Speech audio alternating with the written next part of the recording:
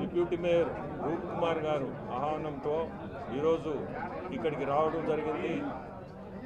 రూప్ Kumar office TDP ఆఫీస్గా సిటీలో మనకి అందరికీ ఉపయోగపడుతుంది. మనందరం కూడా దీన్ని పార్టీ తరఫున కూడా వాడుకోవచ్చు.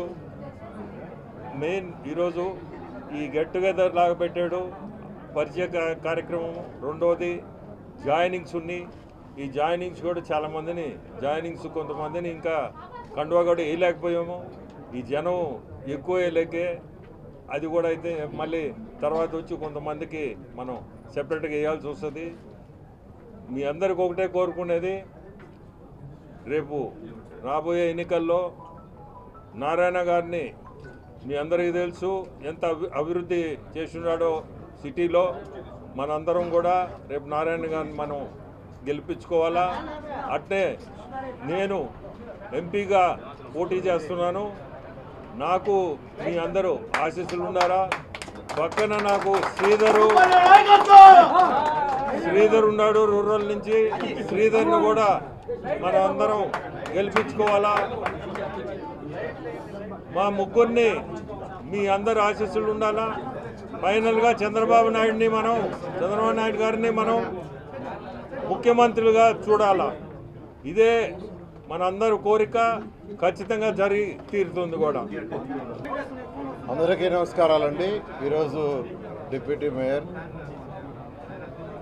యొక్క ఆధ్వర్యంలో, Nellore municipal corporation deputy mayor ఆధ్వర్యంలో ఈరోజు అనేక మంది తెలుగుదేశం పార్టీలో జాయిన్ అవ్వడం జరిగింది. నిజంగా వాళ్ళందరినీ తెలుగుదేశం పార్టీకి ఆహ్వానిస్తున్నాం. అందరం కలిసి ఈరోజు నెల్లూరు సిటీ కావచ్చు, నెల్లూరు రూరల్ కావచ్చు, అత్యధిక మెజార్టీతో ఎమ్మెల్యే క్యాండిడేట్స్ మరియు ఎంపీ క్యాండిడేట్స్కి మెజార్టీ వచ్చే విధంగా అందరూ కృషి చేస్తామని మీ అందరికీ తెలియజేస్తున్నాను. మీ అందరికీ తెలుసు, ఈ అరాచక పాలన అంతమొందించాలా. అంతమొందించినట్టుగా బీజేపీ మరియు జనసేన మరియు తెలుగుదేశం ముగ్గురు కలిసి ఈ రాష్ట్రంలో కంటెస్ట్ చేస్తున్నారు. కంటెస్ట్ చేయక తప్పదు. ఎందుకంటే అరాచక పాలనని అంతమొందించాలంటే అంతకుమించి మార్గం లేదు. ఖచ్చితంగా రాబోయే రోజుల్లో అత్యధిక సీట్లు, అత్యధిక మెజార్టీలో ఈ యొక్క కూటమి గెలుచుకోబోతుంది. ఇప్పుడు నెల్లూరు 54 డివిజన్లో గతంలో చేసిన 2014 నుంచి 19 దాకా చేసిన డెవలప్మెంట్ మీకు అందరికీ తెలిసిందే. 5,262 కోట్లతో అనేక పనులు, అండర్గ్రౌండ్ డ్రైనేజ్ అది చేసింది.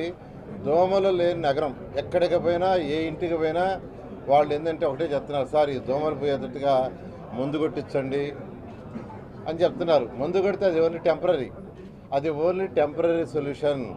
పర్మనెంట్ సొల్యూషన్ కావాలంటే మీ ఇళ్లలో నుంచి వచ్చే, బాత్రూముల నుంచి వచ్చే నీళ్లు కానీ, కిచెన్ నుంచి వచ్చే నీళ్లు కానీ, టాయిలెట్స్ నుంచి వచ్చే నీళ్లు కానీ అవన్నీ భూమి లోపల బయటకు వెళ్ళాలి.